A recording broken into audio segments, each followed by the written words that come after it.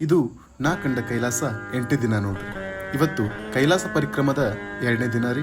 ದಿರಾಪುಕ್ದಿಂದ ಜುತುಲ್ಪುಕ್ವರೆಗೆ ಇರುವ 22 kilometre ದೋಲ್ಮಾಲಾ pass ಮೂಲಕ ಕಾಲ್ನಡಿಗೆ ದಾರಿ. ಇವತ್ತಿನ ದಿನ ಭಕ್ತಿ, ತಾಳ್ಮೆ ಹಾಗೂ ಆತ್ಮಶಕ್ತಿಯ ಒಂದು ಪರೀಕ್ಷೆ ಇತ್ತು ನೋಡ್ರಿ. ಯಾಕಂದ್ರ ಇವತ್ತು ಸಮುದ್ರ ಮಟ್ಟದಿಂದ 19,000 ಫೀಟ್ ಎತ್ತರದಲ್ಲಿರುವ ದೋಲ್ಮಾಲಾ ಪಾಸ್ ದಾಟ್ಬೇಕ್ರಿ. ಅಲ್ಲಿ ಆಮ್ಲಜನಕ ಬಹಳ ತಿಳು ಇರೋ ಕಾರಣ ಉಸಿರಾಡಲು ಬಹಳ ಕಷ್ಟ ನೋಡ್ರಿ. ಆದರೆ ಮನಸ್ಸಿನಲ್ಲಿ ಒಂದು ಉತ್ಸಾಹ ಇತ್ರಿ. ಇವತ್ತು ನಮ್ಮ ಗೌರಿ ತನೆಯ ಗಣೇಶ ಹುಟ್ಟಿದ ಸ್ಥಳ ನೋಡ್ತೀನಂತ ಹೇಳಿ ಬೆಳಿಗ್ಗೆ 4 ಗಂಟೆಗೆ ಧೀರಾಪುಕ್ ಹೋಟೆಲಿಂದ ನಮ್ಮ ಟ್ರೆಕ್ಕಿಂಗ್ ಶುರು ಮಾಡಿದೀವಿ ರೀ. ಮನಸ್ಸಿನಲ್ಲಿ ಒಂದು ಭಾವನೆ ಇತ್ರಿ, ನನ್ನ ಕೈಯಿಂದ ಆಗುತ್ತೆ ಇಲ್ಲೋ ಅಂತ ಹೇಳಿ. 2 ಗಂಟೆ ನಡೆದೀವ್ರಿ. ಆಗ ತಾನೇ ಹುಟ್ಟಿರುವ ಸೂರ್ಯನ ಕಿರಣಗಳು ಕೈಲಾಸ ಪರ್ವತದ ಮೇಲೆ ಬಿದ್ದಿರೋದು ನೋಡಿದಾಗ ಮೈ ರೋಮಾಂಚನ ಆಯ್ತ್ರಿ.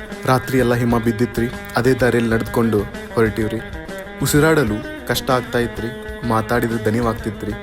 ಕರ್ಪೂರದ ವಾಸನೆ ತಗೊಂತ 6 ಕಿಲೋಮೀಟರ್ ದೋಲ್ಮಾಲಾ ಪಾಸ್ವರೆಗೆ ಬೆಟ್ಟ ಹತ್ತಿದೀವ್ರಿ. ದೋಲ್ಮಾಲಾ ಪಾಸ್ ಇಂದ ಹಿಂದೆ ತಿರುಗಿ ನೋಡಿದಾಗ ನಾವು ಇಷ್ಟು ದಾರಿ ಸಾಗಿ ಬಂದೀವಿ ಅಂತ ಹೇಳಿ ಸಂತೋಷ ಮತ್ತು ಆಶ್ಚರ್ಯ ಆಯ್ತ್ರಿ. ಅಷ್ಟು ಎತ್ತರದಲ್ಲಿ ನಿಂತಾಗ ಆಕಾಶವೇ ಹತ್ತಿರ ಬಂದಂತೆ ಕಾಣಿಸ್ತಿತ್ರಿ. ನಮ್ಮ ಜೀವನದ ಕಷ್ಟಗಳು ಎಷ್ಟೇ ಇದ್ರೂ ಅದನ್ನೆಲ್ಲ ಎದುರಿಸುವ ಒಂದು ಧೈರ್ಯ ಬಂತ್ರಿ. ದೋಲ್ಮಾಲಾ ಪಾಸ್ನಲ್ಲಿ ಜನರು ತಮ್ಮದಾದ ಏನೋ ಒಂದು ವಸ್ತುವನ್ನು ಅಲ್ಲಿ ಬಿಟ್ಟು ಹೋಗ್ತಾರೆ. ಕೂದಲು, ಬಟ್ಟೆ, ಹಣ. ಅದು ಏನು ಪ್ರತಿನಿಧಿಸ್ತೈತಂದ್ರೆ ರೀ, ನಮ್ಮ ಹಳೆಯ ಜೀವನದ ನೋವು, ಪಾಪ, ಅಹಂಕಾರ, ದುಃಖ ಇವನ್ನೆಲ್ಲ ಬಿಡೋದಂತ ಹೇಳಿ.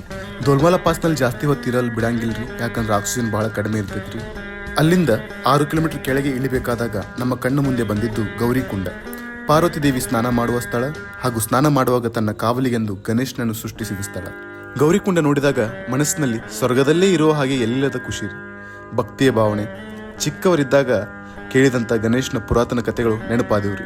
ಅಲ್ಲಿಂದ ಕೆಳಗಡೆ ಹೋಗಿ ಅಲ್ಲಿರುವ ಟೀ ಹೌಸ್ನಲ್ಲಿ ಸ್ವಲ್ಪ ವಿಶ್ರಾಮ ತಗೊಂಡಿವ್ರಿ. ಟೀ ಹೌಸಿಂದ ಇನ್ನೂ 10 ಕಿಲೋಮೀಟರ್ ದಾರಿ ನಡಿಬೇಕಿತ್ರಿ. ದೇಹಕ್ಕೆ ಆಯಾಸ ಆಗಿದ್ರು ಭಕ್ತಿ ಮಾತ್ರ ಬಲವಾಗ್ತಾ ಇತ್ರಿ. 10 ಕಿಲೋಮೀಟರ್ 2 ಗಂಟೆಗಳು ನಡೆದೀವ್ರಿ. ಜುತಲ್ಪುಕ್ ಹೋಟೆಲ್ ತಲುಪಿದೀವ್ರಿ. ಇವತ್ತಿನ ಪ್ರಯಾಣ ಒಂದು ಜೀವನದ ಮುಖ್ಯ ಪಾಠವಾಗಿತ್ರಿ. ಉಸಿರಾಡಲು ಕಷ್ಟವಾಗುತ್ತಿರುವಾಗ ಶಿವನೇ ನನ್ನನ್ನು ಕೈ ಹಿಡಿದು ನಡೆಸಿದಂತೆ ಇತ್ರಿ. ಕೈಲಾಸ ತಲುಪುವುದು ಕೇವಲ ದೇಹದ ಪ್ರಯಾಣವಲ್ರಿ, ಅದು ಮನಸ್ಸಿನ ಶುದ್ಧೀಕರಣ. ಓಂ ನಮಃ ಶಿವಾಯ.